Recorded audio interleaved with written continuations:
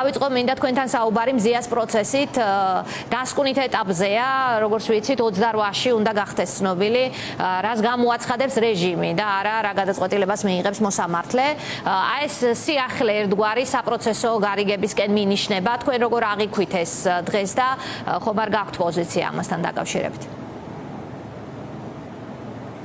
მოგესალმებით, მე მესალმებით თქვენს მაყურებელს, დიდი მადლობა შესაძლებლობებისთვის, რომ ვესაუბროთ თქვენს აუდიტორიას. დღეს მზია მაღლობელის პროცესი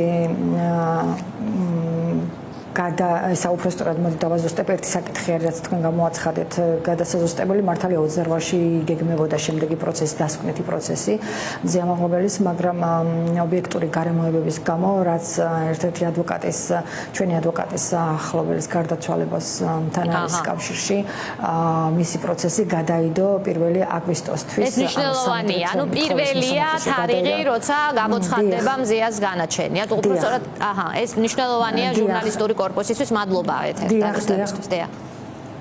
დიახ, ანუ გადაიდო 28-ის პროცესი, უფრო ნათლად რო ვთქვა, 28-ის პროცესი, 28 ივლისის პროცესი გადაიდო 1 აგვისტოსთვის.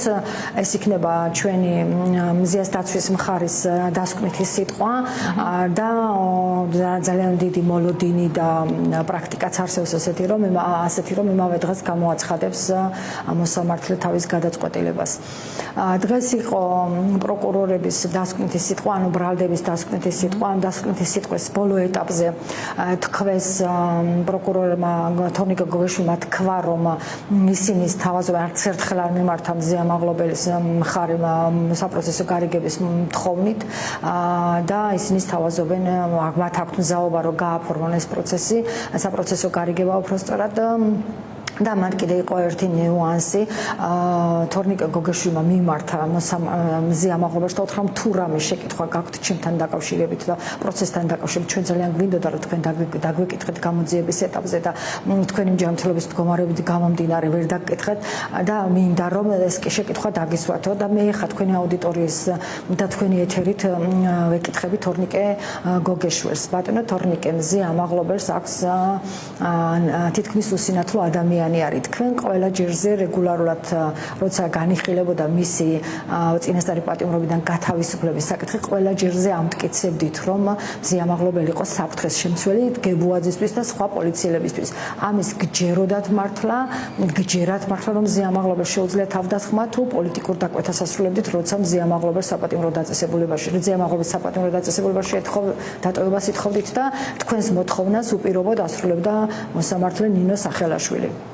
რაც შეეხება ახლა საპროცესო გარიგებას, არ ვიცი, საპროცესო გარიგების არსი არის ის, რომ მზია მაღლობელმა უნდა აღიაროს ის, რაც არ ჩაუდენია მისი შეფასებით, ჩვენი სუბიექტური შეფასებით. მზია მაღლობელს არ ქონია, მზია მაღლობელის ქცევა, ასლის გარტყმა არ არის თავდასხმა, ასევე აბსოლუტურად შეთითხნელია ყალბია ის, რომ თითქოს მზია მაღლობელი პოლიციელებს, როდესაც ის ადმინისტრაციულ წესით დააკავეს, დღეს კიდე გაემეორა თორნიკე გოგეშვილმა ის, რომ თითქოს მზია მაღლობელი აგინებდა და წინააღმდეგობას უწევდა პოლიციელებს სხვა ადამიანების დაკავებაში და ფაქტებით, ვიდეოებით, საათებით, ანუ წუთობრივად ყველაფერი არის დამტკიცებული, რომ არ არსებობს ესეთი რამ და ამის მიუხედავად იგივე სიმეორებენ, ანუ რასეუბნებიან მზია მაღლობელს. ქალ ჟურნალისტს, რომელიც დაატყვევეს უკანონოდ, ახლა ეუბნებიან, რომ და ამდენი ხნის განმავლობაში მთელი პროპაგანდა მუშაობდა, რომ თითქოს მან ჩაიდინა დანაშაული, თითქოს მან შეურაცხყო პოლიციელები, თითქოს მის წინააღმდეგობას უწევდა პოლიციას. ახლა უნდათ რომ ღიარებინონ აი ეს მისივე პირით, არ ვიცი, ეს ჩემი სუბიექტური შეფასება, რა თქმა უნდა, არ vicი ახლა თქვათ მზია ამაზე რას ფიქრობს, მე მასთან კომუნიკაცია არ მქონია და არ ვიცი მზია ამაზე რას ფიქრობს, ეს სავარაუდოდ კი არა დიდი ალბათობით მისი გადასაწყვეტია, უბრალოდ ჩემი დღევანდელი შეფასებით ეს იყო კიდე ერთი ცინიკური და დამამცირებელი მოპყრობა პროკურორის მხრიდან, როდესაც ყავს მას გამოკეტილი პატიმარი, როდესაც მას რეგულარულად ეუბნებოდნენ, რომ მზიას აქვს ჯანმრთელობის პრობლემები, მზიას მხედველობა ფაქტობრივად კარგავს საპატიმრო დაწესებულებაში, ის მუდმივად ასეთი მაღალი ბარიტონით ამტკიცებდა, რომ ის არის მზია არის საფრთხის შემცველი გებუაძისთვის და უნდა დარჩეს მართვით პატიმრობაში. მიუხედავად იმისა, ცინიკური მიმართვა, დიახ. მართლაც ცინიკურია თავიდან ბოლომდე ეს პროცესი. ძალიან გამაღიზიანებელი, ძალიან გამაღიზიანებელი იყო, როდესაც ის რაღაცა ესეთ პათეტიკით მიმართავდა, რომ ქალბატონო მზია, თუ გაქვთ რამე კითხვა, მართლა იმიტომ რომ მთელი პროცესის განმავლობაში ეს კონკრეტული ადამიანი ხო თავისი ქცევით, რა თქმა უნდა, ეს მისი გადაწყვეტილება არ არის, მაგრამ ვერბალურად ის აჟღერებდა იმას, რომ მზია უნდა ყოფილიყო ციხეში, იმიტომ რომ არის საშიში საზოგადოებისთვის და მესმის, აბსოლუტურად მესმის. თქვენ ჩვენ დღეს გადმოცემით გავიგეთ, ვინაიდან ჩვენ არ გვაქვს ვიდეო გადაღების საშუალება, იცის ეს მაყურებელმა რას ამბობდა ექიმი, დაცვის მხარის მიერმოყვანილი ექიმი, რა ტკივილზეა საერთოდ საუბარი და რა ზიანზე, აი ტაშის დაკვრა შეადარა, მან იმაზე უფრო სუსტი იყო, წარმოიდგინეთ ხელის გარტყმა, რომელიც მიიღო დგებუაძემ სახეში, დღემდე რომ ამტკიცებს, რომ აუწითლდა, ეტკინა და აქვს ხერხლად რომ ცდილობს თავის წარმოჩენას. ეს პროცესი თავიდან ბოლომდე ძალიან გაშიფრულია ყველას თვალში, რაც არ უნდა უნიჭო სპექტაკლი შემოგთავაზოს და პროკურატურა იქნება ეს თუ ბრალდების მხარე. მე მინდა ვიკითხო მზიასთან ზეწოლის სხვადასხვა მექანიზმებზე. ჯერ ერთი მაყურებელსაც უნდა ესმოდეს, რომ ადამიანი, რომელიც ციხეში კარგავს მხედველობას, ეს არ არის მარტივი თემა, ხო? მზიამ ყველაფერთან ერთად მის ცდილობენ 1000 პროპაგანდისტული მესიჯი შეუთხზან მას. გარდა ამისა, ის კარგავს ჯანმრთელობას და ის კარგავს მას, რასაც თვალის ჩინივით უფრთხილდებოდა მთელი ეს წლები თქვენთან ერთად. ეს არის ბათუმელები. ამაზეც მინდა თქვენთან ვისაუბრო, რა ხდება ბათუმელების თავს და აღიქმება თუ არა ეს თქვენი და თქვენი კოლეგების მხრიდან პირდაპირ ზეწოლად მზიაზე. რასაკვირველია, სიმართლე გითხრათ, ჩვენ ამ პრობლემასთან გამკლავებას მე პირადად რაღაცა ვუყურებდი ასე, რომ ჩვენ თვითონ გამკლავებოდით ამ პრობლემას და საზოგადოების განსჯის საგანი არ ყოფილიყო ეს, თქვათ, ჩვენი პრობლემა, რაც ახლა საგადასახადოსთან ურთიერთობაში გვაქვს, მაგრამ ეს არ არის სამწუხაროდ ჩვენი პრობლემა, ეს არის მზიასდევნის ელემენტი, ეს არის მზიასდევნის ნაწილი და ამიტომაც გადავწყვეტეთ, რომ გვეთქვა ხალხისთვის, რასაც კიდე ერთი ინსტიტუცია როგორ შემოვიდა მზიას დევნაში. ეს არის შემოსავლების სამსახური, ანუ ფინანსთა სამინისტრო. რატომ დევნა ახლა? ჯერ ერთი შეეძლოთ მოეთმინათ, თქვათ, ამ ინკასოს დადება და მოეთმინათ და მაინცა და მაინც მზიას განაჩენის წინ არ დაეწყოთ ეს პროცედურა, ხო? ძალიან მარტივია, რომ ერთ კვირაში უნდა იყოს მზიას განაჩენი და ერთი კვირით ადრე დაგვადეს ინკასო. მან არის კიდე ერთი ძალიან საინტერესო ელემენტი. ჩვენ მთელი ამ პერიოდის მე როდესაც გამაქვთ სატელეფონო ზარით შემატყობინეს შემოსავლების სამსახურის ვალების მართვის დეპარტამენტი და რომ ჩვენ უნდა გადაგვეხადა 5 დღეში ეს ჩვენი დავალენება წინააღმდეგ შემთხვევაში ჩვენ დაგვადებდნენ ინკასოს. ჩვენ ამის შემდეგ გამოვიყენეთ ინსტრუმენტი, კანონით დადგენილი ინსტრუმენტი, რაც აქვს შემოსავლების სამსახურს, მივმართეთ თხოვნით ოფიციალურად, რომ ვალი რაც გვაქვს, ვთქვათ, გაგვენაწილებინა რაღაც ვადაზე და ამ ვალს დავფარავდით. ასევე მინდა გითხრათ, რომ ჩვენ ამ ვალს ვფარავდით ყოველ თვიურად ვიხდით რამდენადაც შეგვეძლო და ეს იყო აღიარებული ვალი. ეს აბსოლუტურად ლეგალური ურთიერთობები იყო და არავითარი ფარული ურთიერთობები ჩვენ დამალული და რაღაცა კანონის გვერდით ავლით არაფერს არ ვაკეთებდით. ეს იყო აბსოლუტურად გამჭვირვალე პროცესი. გვითხრეს სამჯერ გვითხრეს უარი ვარის განაწილებაზე და მინდა გითხრათ, რომ ეს ვალი იმპოზე რომ თქვენ ახსენეთ, მაგრამ მაინც გავიმეორებ რა. ჩვენ გვაქვს ამ წუთში ძირით ახლა ბიუმის რა ქვია დავალიანება საშემოსავლო სამსახურის 57000 ლარი და გითხარით მეთქო რომ სამჯერ მივმართეთ თქო წერილობით თქო და დღეს მოგვივიდა მესამე პასუხი და გვეუბნებიან აი ნახეთ რა წავიკითხო მინდა თუ შესაძლებელია ერთი აბზაცია სულ გაცნობებთ რომ ზემოხსენებული განცხადებით შემოთავაზებული პირობების გათვალისწინებით საგადასახადო შეთანხმების გაფორმება შემოსავლების სამსახურის მიერ მიზანშეწონილად არ ჩაითვლება. სასამართლო უთხრდა რომ გამოვედი, მაშინ დამხვდა ეს წერილი.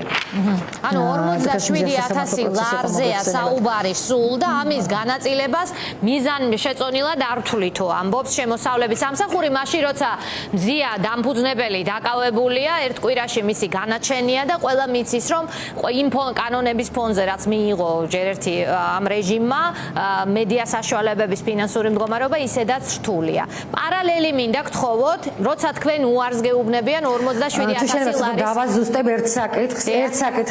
ერთი საკითხი რომ დავაზუსტებ, თუ შეიძლება რომ არ მინდა რომ უზუსტობა და манипуляციისთვის არ დავტო 47,000 ლარი არის ძირი ფული, მაგრამ გვაქვს ჩვენ ამ 47,000 ლარზე, ანუ ქონდა თავდაპირველად როცა ეს პროცედურა დაიწყეს 136,000 ლარი, ჩვენ ეს ნაწილი გადავიხეთ და ამ 136,000 ლარს ერიცხებოდა თავისი საურავი და ინკასო. ჯამში ახლა ჩვენ დარჩენილი გვაქვს თავისი ინკასო არა ბოდიში, საურავი და ჯარიმა. საურავის ჯარიმა და ძირი თანხის ჩათვლით ეს არის 282,000 ლარი. თუ სწორად მახსოვს, ანუ ძირი თანხა არის 47,000 ლარი და დანარჩენი ეს არის ჯარიმა და საურავი.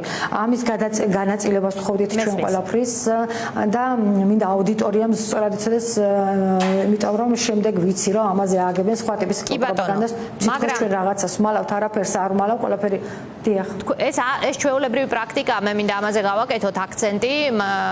დღეს ახსენეს მედიებმაც დაწერეს ამის შესახებ, სამთავრობო მედიებს, პროპაგანდისტულ მედიებს რამდენი აქვთ ვალი და ამ ფონზე გეუბნებიან თქვენ უარს განაწილებაზე. ეს ჩვეულებრივი პრაქტიკა თუ ეს რატომ არის ორმაგი სტანდარტი ამ შემთხვევაში, თუ იმეცსა და რუსთავი ორ შეუძლია მოდი დავაზუსტოთ, მე არ მომერიდება ვეტყვი იმეც კონდეს იმეც კონდეს 17 მილიონი ლარის ვალი სახელმწიფო წინაშე, რუსთავი ორს კონდეს 25 მილიონი დავალიანება და ჩვენ 47,000 ლარის გამო გვაყადაღებდნენ ორმაგი სტანდარტი კი არა, არ ვიცი რა ტიპის სტანდარტია საერთოდ. ეს არის დახურვის სტანდარტი, მოდით დავარქვათ ამას პირდაპირ. ეს არის დახურვის მიზანმიმართული მცდელობა, გზა როგორ მიაღწიონ მზიას დემორალიზებამდე კიდევ ერთხელ და რაღაც აიძულონ რაღაც დათმობებზე წავიდეს. ეს ძალიან ცალსახაა მე მგონი მეთანხმებით ამ შეფასებაში. მე აბსოლუტურად გეთანხმებით, ცოტა სხვაგვარ თქვა ასეთი რადიკალური შეფასება არ მექნებოდა, თუნდაც მისჯის შემდეგ რომ დაეწყოთ ეს პროცედურა.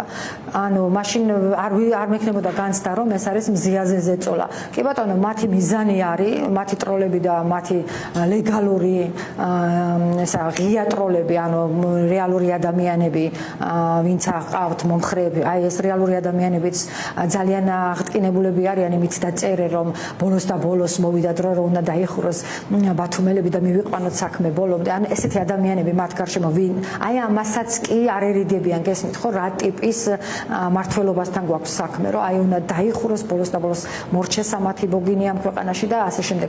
რეალური ადამიანები, გარდა იმისა, რომ ტროლები ყავთ და რაღაცა გადასახადი ყველამ უნდა გადაიხადოს და კანონი ყველასათვის თურმე ერთნაირად უნდა მოქმედებდეს, ხო, ესეთ რაღაცებს რო წერენ, ამათ გარდა არიან რეალური ადამიანები, ვინც პირდაპირ ამბობს, რომ მოვიდა ესე მზადებიან აღნიშნვისთვის, რომ აი როგორმე დაიხუროს ბათუმელები და აი ამით უნდა გაბედნიერდნენ. ნუ რა თქმა უნდა, ეს არის მოგუდვა, მედიის მოგუდვის პოლიტიკა, მაგრამ ჩვენ შემთხვევაში ეს არის მზიაზე ზეწოლის პოლიტიკაც, რომ როგორმე ის გატეხონ და როგორმე მის წინააღმდეგობას მოუღონ ბოლო. აი ეს ყველა ინსტრუმენტი ჩართეს და გამოიყენეს ფაქტობრივად. სხვა მე ახსნა არ მაქვს. აი ეს არ არის ორმაგი სტანდარტი, ეს არის პირდაპირი დევნა, ეს არის გაცხადებული დევნა, ეს არის დემონსტრაციული დევნა და ეს არის დევნა იმისთვის, რომ სხვებსაც უთხრან, რომ ყველას ეს გელით, მაგრამ ჩვენ მაინც ვაგრძელებთ წინააღმდეგობას.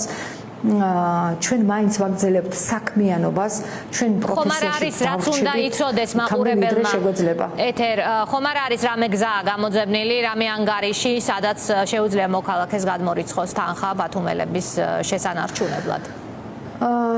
თქვენს ვებგვერდზე მითითებული თუ არ რამე ბრძანეთ თუ არის ასეთი. იცით რა არის, მე ჩემთვის ძალიან არაკომფორტული არის,